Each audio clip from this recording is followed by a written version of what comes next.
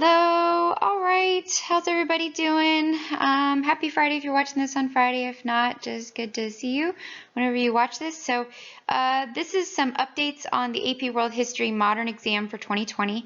Like I told you guys earlier this week, there was a webinar for AP teachers the AP Central put out with a little bit more additional information or some clarification. Reality was they really actually didn't give that much insightful information, but they did clarify a few things so we weren't guessing, and then there should be a little bit more information coming out in another week or two. But I thought I would share what I know so far, put you in the loop, so I'll try to keep this short and sweet, so here we go. Okay, so the AP exam, some of this will be a review, some of this will be kind of new clarifications, okay? So I'm just going to put it all in there. So May 21st, 11 a.m. Pacific Standard Time. That's really important. So if for some reason we aren't back in school, so you don't take it at the school, if you take it from home or wherever you're located, if you're on a different time zone, you're going to want to make sure that you are doing it at 11 a.m. Pacific Standard Time, and if you're on a different time zone, that you're keeping track of that time, okay? It's going to be online, so it'll be online whether we are out of school or we are back in school, it'll be online. So if it's online and we're back in school, then we'll talk about that when we know what's going on with that. Assuming we're not going back, which is, if I had to guess, that's what it's going to be, but hopefully we'll know more about that next week. Then you would just do it from home, so online on your tablet or computer or phone, you know, whatever device you have, okay?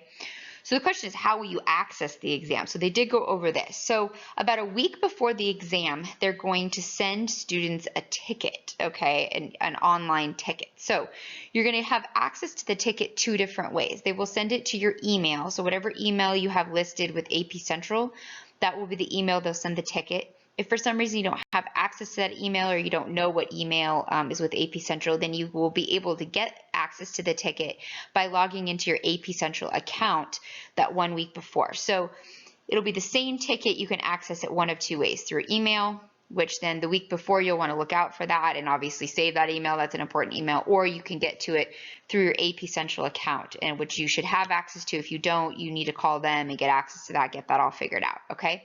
So basically what they said is that ticket, so to speak, is going to be the link for you to then, the day of the exam, get connected to take the exam. Okay, and so you have to have that ticket, all right? And anyone who's registered will be sent that ticket, which all of you registered, so you should get that ticket. So again, you'll get it one of two ways, and it'll be a week ahead of time. That's what they said, you'll get it a week ahead of time. Obviously, clicking on it's not going to do anything early because they're not going to let you into the exam, but you'll want to keep that link close by, either in your email or through your AP Central account. Now, they did say that students are going to want to log in through that ticket about 15 to 20 minutes before the exam time starts. So it starts at 11 a.m. Okay, so that means you need to be ready to go, ready to write, not just logging in at 11. All right, you need to be logging in at 10:40, 10:45, because there are going to be a series of security checks where you're putting in your information and this and that to verify who you are.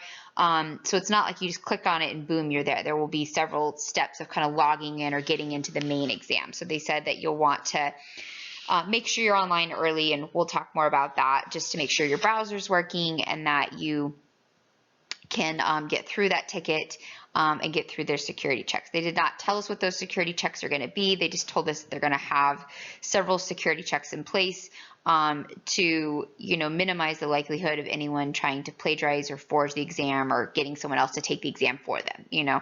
So that's the goal of that. But they did not give us specifics for those security reasons so that people are who they say they are. Okay, so some facts about the exam. Some of this is new, some of this we already knew, so I thought I would just kind of put it together. All right, so we know that the exam is going to be a DBQ. It is 5 documents. You will have 45 minutes, and that is for planning and writing, so that's everything, okay? And then after the 45 minutes, they will give you 5 minutes to submit your response, all right? So there's going to be a timer, they said, on the main screen that will have your question in the documents, and then you can either type your response there, you can type your response in a Word document, or you can write your response. And then once the 45 minutes is done, you have 5 minutes to submit your response. So maybe that's copy and paste it from the Word document into their submission box, or it's 5 minutes just to clean up your written work, or if you decide to write it, then to take a picture and get that uploaded quickly. Okay, so if you are going to write it, and then take a picture of it. So if you're going to write it on a piece of paper and take a picture of it, make sure that you know exactly how to upload that to your computer. So maybe it's taking a picture on your phone and then you email it to yourself, and you can get that email and download it, save it, so then you can then upload it to the exam. So if you are going to hand write it, I would make that decision ahead of time. If you're decent at typing, I would type it. But if you just are really uncomfortable typing, or you have a device where it's like your phone and you would have to like type it literally out, then that's going to be hard. Then make sure that you've practiced, taking a picture of something, uploading it, and doing that quickly so that you can download it, because you will only have 5 minutes to submit that. Okay, now, as I said before, it can be typed or handwritten response, so it'll be your choice. Now, a lot of people asked yesterday in the webinar, excuse me, sorry, I'm recording this is actually Thursday night, pretty late, and stuff. So a lot of people asked in the webinar yesterday, can the students print the exam question in the documents? And the answer is yes. Okay, so when you start, you can, if you want to, and I recommend this, if you have something, if you have a printer accessible to you really quick, what I would do is pull it up, and as I'm reading it, I would just print it really quick, print it off, and that way you can, if you're typing, you can have the documents right in front of you, and you're not having to jump back and forth. So if you have a printer, I would have that up and ready to go. Or if you plan on handwriting, then you can have the documents, on your screen. Now, the reason I like the idea of printing the documents is because then you can write on them, you can make notes on them, you can highlight them, when you're doing your planning. So just like we're going to be practicing with our planning, if you're able to print them, I would try to plan on doing that. Obviously have everything set up, ready to go, tested, make sure don't, double check that it has ink and paper, the night before. I would print it, because then you can write on it and you have it right in front of you, and then you can type, and that way you're not having to look back and forth between screens or flip back and forth. I don't know about you, I like having the documents right in front of me. So that is an option to you. If you don't want to print them, then what I would do is have a scratch piece of paper ready that you can take notes on each document, okay? So that you don't have to flip back and forth a ton. Like, you'll still have to flip back and forth, but either print it and then write right on it, or have a separate sheet of paper that you can take notes, doc 1, and then make notes, or doc 2, and you can do all your brainstorming, so that as you're writing and stuff, you can reference that so that you don't lose your thoughts, because planning is going to be so important. The reality is that 45 minutes to plan and write this essay, it is going to be a hard essay. This is not easy, and they even said that they've designed this to be challenging. And so it is going to be really important that you are ready to do that planning. That's why we're going to spend quite a bit of time practicing planning these DBQs, and then practice writing one, but practice planning them, because I'm telling you, again, this year, never more true, the key to a good essay is going to be planning, and the key to passing this is going to be doing effective planning really quickly. And again, you are not going to have time to jump back and forth between the documents. You're just not. You're going to have time to read them once, and that's it.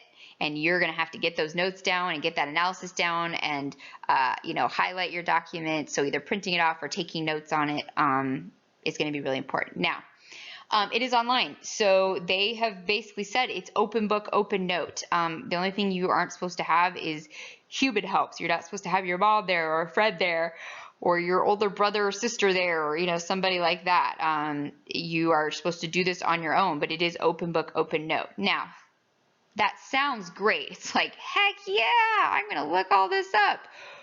Are you really? Are you really, with 45 minutes to do 5 documents and write a full essay?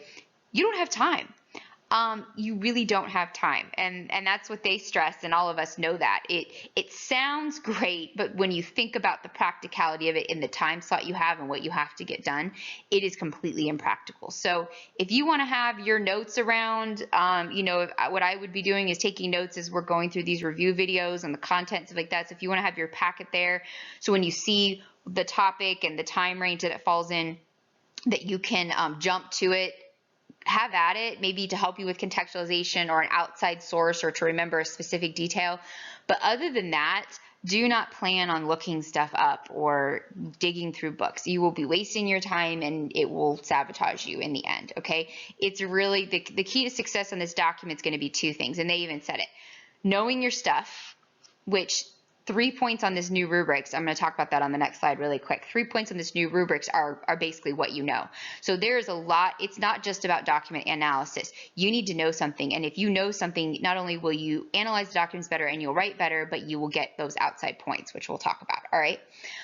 The period is going to cover 1200 to 1900, so it could be anywhere in that time zone, which we've already said. So that will be our full content review. Now, what they did mention in the webinar yesterday is that they're trying the scope of the question. Usually the questions in the past on previous exams have been in one region or one topic or something like that. And it really sounds like they are going to try to make this an international question, meaning documents from many different places or a topic that includes many different people.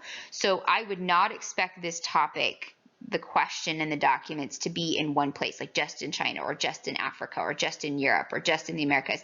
I imagine it'll be a topic or a theme that incorporates many different regions, an international feel. So several continents or several empires at the same time, which again, the more you know, the better that's going to help you. All right, contextualization, they did say, can come from outside the timeline. So the prompt will be within, the topic will be within 1219, but contextualization, that background information, can come from before or after the timeline. So depending on what the question is, when you are writing your contextualization, that content can come from outside the timeline. The question will be within the timeline, but contextualization doesn't mean it will be, but it can be from outside the timeline. They did hint at that. Okay, the rubrics. We are not going into details on the rubrics today. I'm going to do a full coverage of the rubrics and outline of the exam on Monday. Okay, so that's all we're going to do Monday. I'm going to do another one of these. But just to give you a brief overview, okay, the old rubrics for DBQs was 7 points. The new one is 10 points, okay? The thesis contextualization points are exactly the same, so those have not changed. The document analysis is still the same, so you'll still do SOAP, you'll still do speaker, occasion, audience, or purpose, and I'll break that down in the new rubric. So that is still a part of the DBQ. Thesis, same way I've taught you to do it. Restate the prompt, group fact, group fact, group fact. Contextualization, giving 4 or 5 pieces of background information, leading up to the topic. And one thing that is changing, but it's the same point, they want 2 of them now, so you'll get extra points for it, is on the old rubrics, they only require 1 outside source. They're going to want 2 outside sources. So this is where I said 3 points out of 10 are just what you know. Contextualization is what you know, right? Outside information or background information leading up to the prompt. Outside information or additional information, whatever you want to call it, that's going to be 2 points. So 3 out of 10 points, 30% of the points is what you know. So if I haven't emphasized enough, you need to be doing these timeline reviews, okay? You need to be doing these timeline reviews. You cannot be skipping out on them. You should be taking notes. You should be going through the timeline. As you watch each video, the Heimler's history videos, you should be taking notes, by timeline. I would do a packet for each one, 1200 to 1450, 1450, 1750, 1750, 1900, and have your notes, and just write that stuff down and review, review, review. Go over those Quizlets. I can't emphasize that enough, because the more you know, the easier it's going to be to write that essay. And 45 minutes to plan and write is not enough time for you to go look up all your contextualization, all your outside sources, and still write the essay.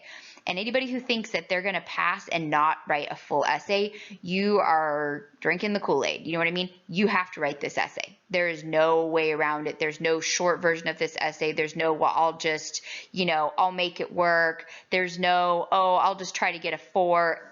You can't do that. And here's why. Scoring. What's it going to take to pass the exam? Well, on the old exam, I could have told you. On the old exam, I could have told you roughly if you got a 50% on the multiple choice, if you got, a 3 on the SAQ, if you got a 2 on the D, I could give you the formula. We don't have a formula for this new exam. Let me repeat that. We do not have a formula for this new exam. We have not been informed what on the rubrics. If you score a 4, you get a, like, we have not been told what scores will equate. So we know there's 10 points possible on the rubrics, but there has been no information given to us, nor will there be. They've told us they are not determining that till they score the exam. So I won't know ahead of time what you have to do to get a 3 on the exam, or what you have to do to get a 4, what you have to do to get a 5. Miss Hall, what do I need to do to pass? They haven't given us that bar. They've given us the rubrics, but they have not told us what a passing 3 score is going to be, what a passing 4 score is going to be, or what a 5. They have not given us that range, and they're not going to. So here's the reality that we're living in. This exam is shorter. In some ways, it's going to be easier to prep for, but at the same time, all our eggs are in one basket, and it is going to be a harder essay to write given the time restraints and documents. You have a lot to do and not a lot of time. So you're thinking, what do I do? Okay. Well, first, Monday, tune in because I'm going to go over the new rubrics in detail. Okay, so I'm going to break it down for you, all 10 points, and then I'm going to outline it. So just like we've done before where we've outlined the essay so we know where you can earn all the points. What points do we earn in the introduction? What points do we earn in the body paragraphs? I'm going to do that exact same thing with you on Monday and give you all that information. They did say that there will be a little bit more information coming out, just more clarification as we get closer to the exam last week of April or first week of May about accessing the exam and stuff like that. But as far as what is it going to take to pass, what it's going to take to pass is your best preparation, that you have to finish this essay and that you don't not get the easy points. You've got to get the thesis point. You have to get the contextualization. You have to get the outside sources. You have to get use of the documents. You have to get the best score you can get. And then we wait and see. Because where on a normal year, there's a formula for the exam. There's no formula this year. Everything is, this is kind of the times we're in, and this exam is going to be that. So anyone who's been thinking, oh, I'll just get a 3 or I'll just do it, you good luck passing. You have to write this whole essay. You got to do it well, and you have to do the things I've been telling you to do. Planning is going to be so important. Knowing your stuff is going to be so important. Even though they said it's open book, open note, you're like, well, I could just look something up. You don't have time, because just because you can look it up, did you write it out clearly enough to get the points? Did you write it out? Did you explain yourself? And remember, with contextualization and outside source and those kinds of things, you have to explain it. You can't just give the information. You have to tie it in. You got to justify it. So this is why it's really important that you take the information reviews that we're doing, the timeline reviews we're doing, that you take those seriously, okay? Do not skip out on those. Those are just as important, and they will pay off in the AP exam. For sure. 3 points right there. Contextualization, 2 outside source points, just what you know. You got to know that stuff. Okay, you don't have time to go flipping around. Taking notes, help yourself out, going over the Quizlets. Then the rest of those points we are going to work on as we work on planning those DBQs. Okay, so hope everything's going well and you're doing great. Again, I'll have another video out on Monday where then we will go down really specifically into the rubrics, outline of the essay. We'll continue our timeline review next week, and then we are going to start practicing planning and outlining these essays. Okay, so I'll talk to you soon.